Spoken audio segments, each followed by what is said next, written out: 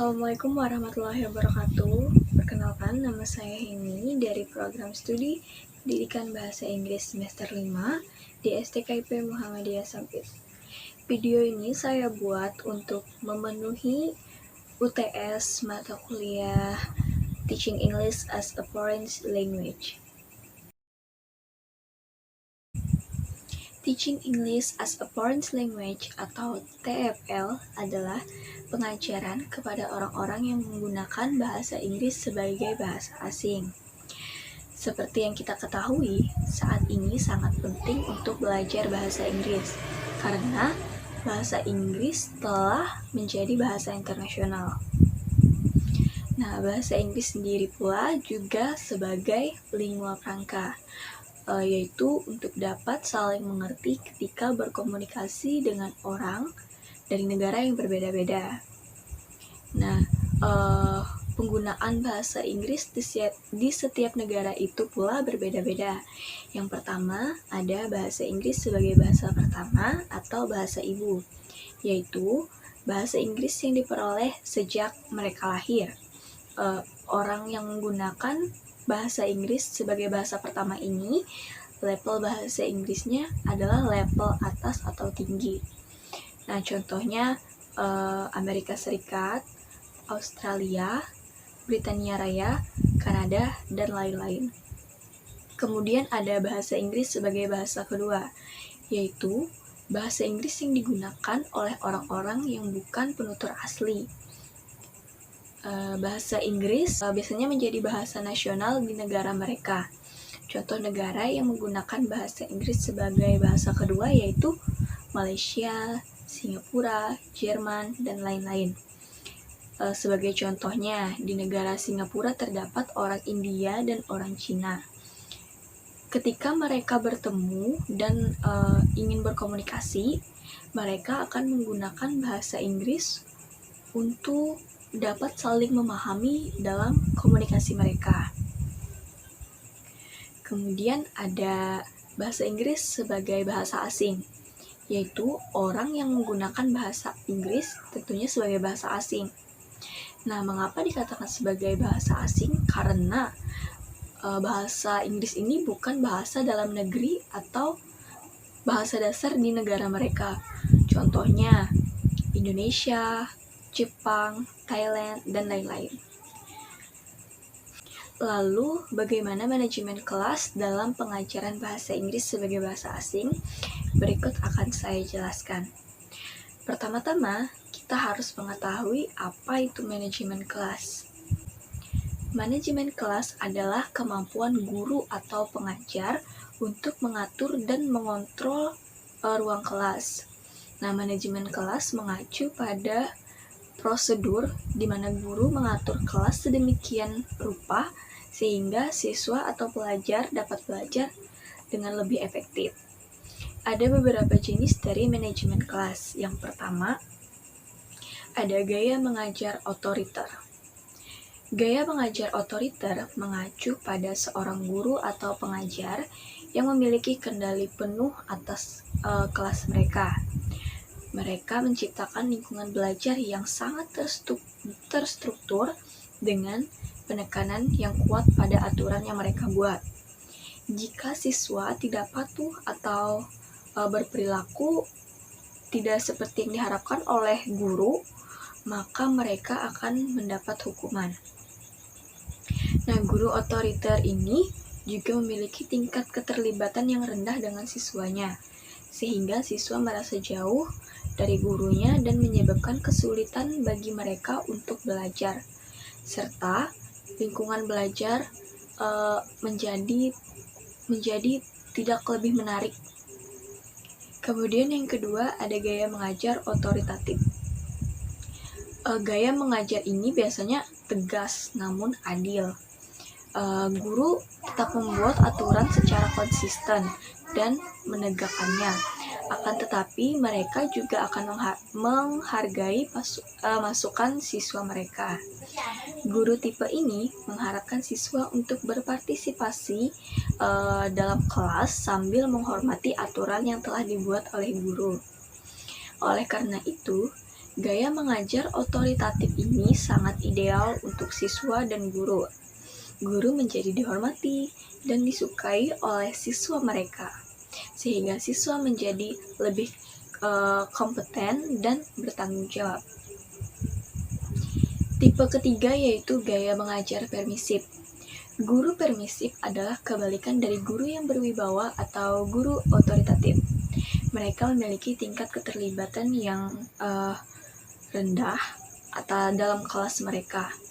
Guru permisif juga biasanya sangat bergantung pada penayangan film atau menggunakan buku dalam pengajarannya.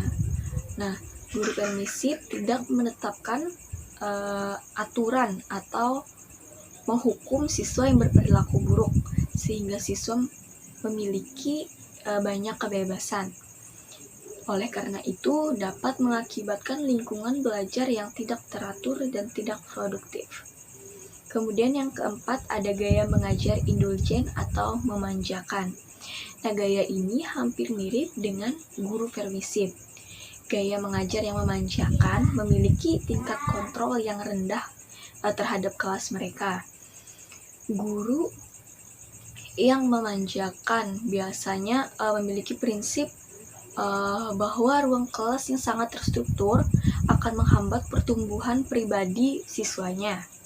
Nah, dengan alasan itu, mereka memungkinkan siswa untuk secara bebas mengekspresikan diri mereka dan membuat keputusan sendiri tanpa batas.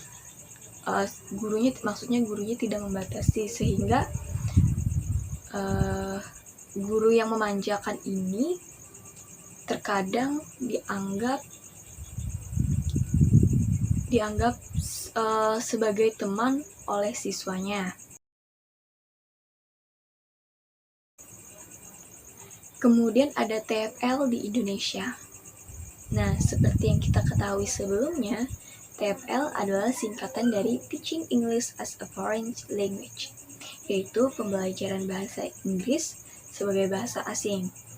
Nah, ada beberapa jenis pengajaran bahasa Inggris di Indonesia.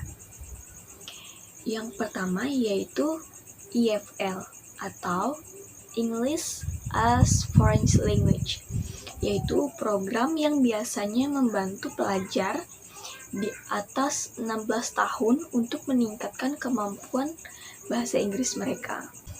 Kemudian yang kedua ada ELT atau English Language Teaching, yaitu pengajaran bahasa Inggris yang mengacu pada aktivitas pengajaran bahasa Inggris kepada orang yang bukan penutur asli. Kemudian ada ISP atau English for Specific Purpose. Sesuai dengan namanya, yaitu pengajaran bahasa Inggris untuk tujuan tertentu. Biasanya terdapat pada pengajaran bahasa Inggris kepada mahasiswa atau orang yang bekerja dengan mengacu pada kosakata dan keterampilan skill-skill tertentu. Kemudian ada IAP atau English for Academic Purpose. Nah, program ini memfokuskan pada keterampilan atau skill yang diperlukan untuk tampil dalam konteks akademik. Akademik berbahasa Inggris di seluruh bidang studi inti yang umumnya ditemui di lingkungan universitas.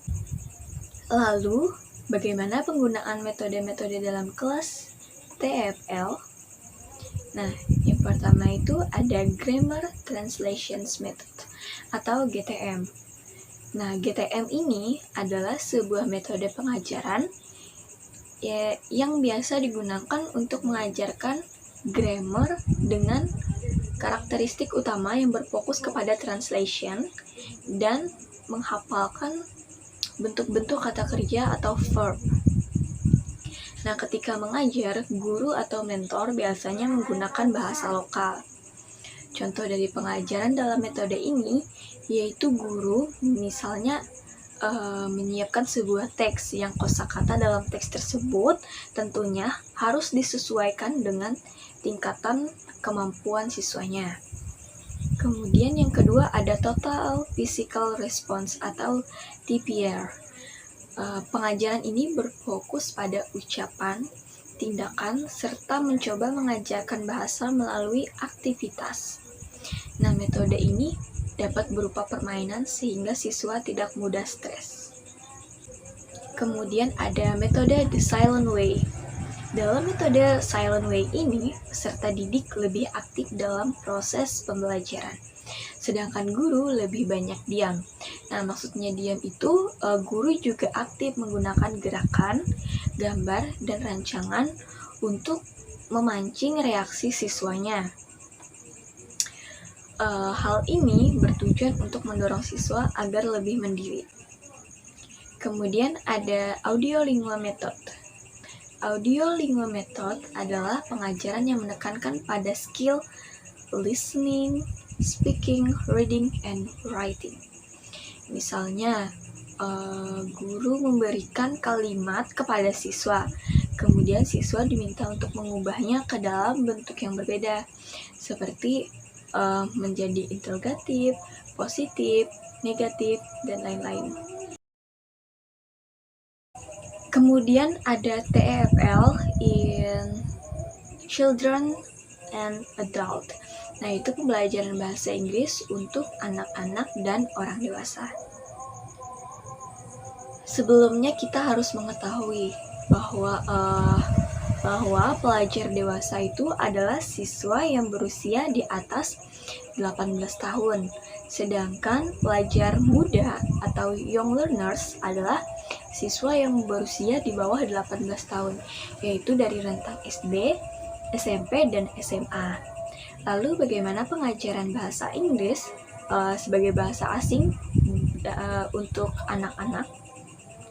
Yang pertama, kita harus memilih konten yang cermat. Mengapa? Karena anak-anak menyukai konten yang menyenangkan dan menarik, seperti berdongeng dan menggunakan beberapa permainan. Kemudian yang kedua yaitu menggunakan lagu dan flashcard. Ketika mengajar menggunakan lagu, kelas tidak hanya akan menjadi menyenangkan, tetapi mereka juga mendapat pengajaran kosakata baru dengan mendengarkan lagu tadi. Begitu juga dengan pembelajaran visual yang menggunakan flashcard. Ketika anak-anak melihat gambar dengan warna yang berwarna-warni, mereka akan menjadi lebih tertarik dan membuat mereka lebih mudah dalam mengingat kosakata. Kemudian yang ketiga, gerakan dan aktivitas sebagai kunci dalam pengajaran bahasa Inggris. Adanya aktivitas di kelas dapat membantu proses belajar dan membuat siswa terlibat dalam pelajaran, seperti menggunakan permainan mengoper bola. Kemudian, mintalah setiap siswa untuk menjawab pertanyaan saat mereka menangkap bola tadi.